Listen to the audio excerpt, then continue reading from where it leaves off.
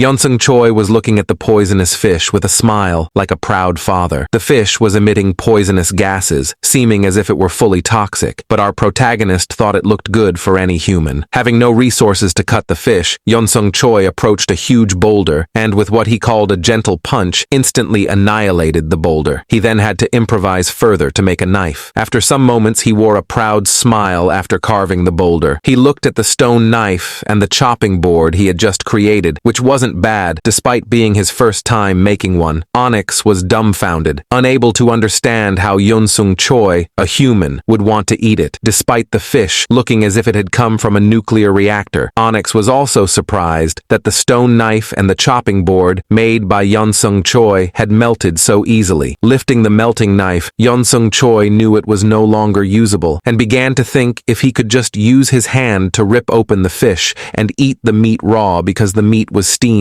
and looked cooked. Even Onyx was speechless at our protagonist's barbaric thinking. With quick thinking, Onyx searched him for something useful and took out a shining stone. Yonsung Choi asked Onyx if he was sure he wanted to give it to him. Taking the stone, he saw it was the precious stone treasured by rock-type monsters such as Onyx, and it was called the amantadine. Our protagonist was impressed by how the amantadine wasn't melting even after touching the toxins. Happy, Yonsung Choi thought of making a chopping board and even a cooking utensil kit as he continued to train in the abyss. Recalling his trainer telling him that every person needs a hobby, Yonsung Choi was enjoying the process of cooking and began to think this was what his trainer meant. Deep in thought, he realized that with more amantadine, he could make more utensils as he continued his training. Looking at the meat and thinking about what he could make, he took a bite of the raw, toxic fish, which almost made Onyx pass out. Flashback. Back on Earth, our protagonist, Yonsung Choi, had an ascetic diet, which even surprised his teammates. To Yonsung Choi, a meal was nothing more than a nutritional supplement to aid in his training. End of flashback. A person with this kind of mindset was not a picky eater, exhaling toxins from his mouth like Snoop Dogg after a good session of blunts. Yonsung Choi fell onto his nice casing, Onyx, and worried about him. The system prompt alerted our protagonist that he had consumed poison. Onyx, still worried, called out to our protagonist. The system notified our protagonist, telling him he had overcome the poison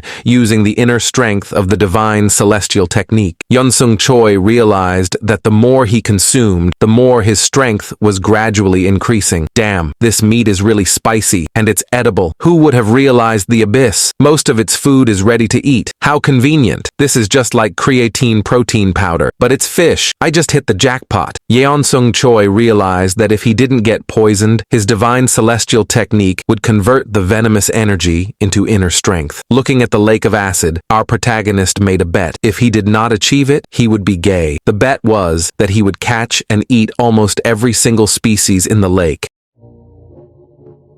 and Onyx would be his witness. Onyx was speechless because with every second that passed, our protagonist had more and more ridiculous thoughts.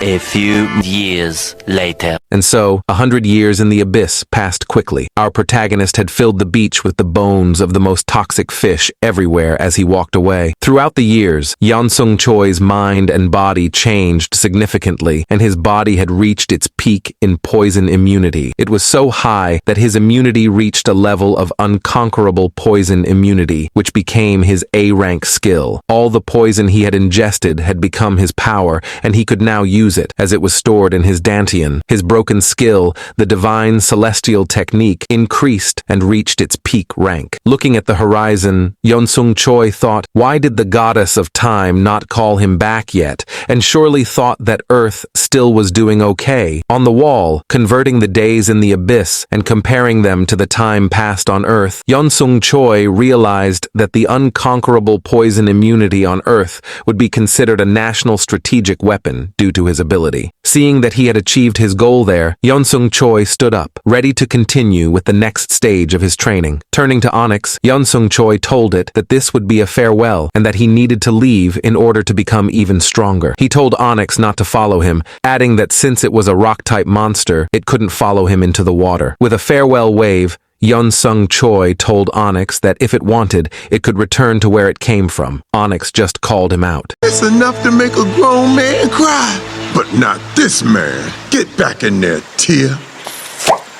Deep in the ocean of poison, activating his poison immunity, he could no longer be harmed. The aggressive monsters in the ocean, seeing our protagonist, instantly ran for their lives without looking back, because for the past 100 years, he had hunted the creatures mercilessly and had become the absolute king of that ocean. Having found what he was searching for, he was excited to be close to the source of energy he had been sensing and would get closer for a better look. Approaching the light which verified Yeonsung Choi's thoughts, he believed that it was indeed a portal, and our protagonist saw it as a way to his next training ground. Following the blinding light, Yeonsung Choi began to think about what kind of training awaited him, and this made him excited. Our protagonist's body was highly alert, activating his divine celestial techniques. With battle sense, his ki began flowing immensely throughout his veins, and all external attacks would be nullified. This, my dear viewers, is what the body of a person who has reached the peak of martial arts does. It prepares for battle by itself and senses any threat automatically. However, even normal people could have felt, in that moment, that they had stepped into that territory. The killing intent was so thick that it even formed a blood moon in the air. This scene had never been seen in any dungeon.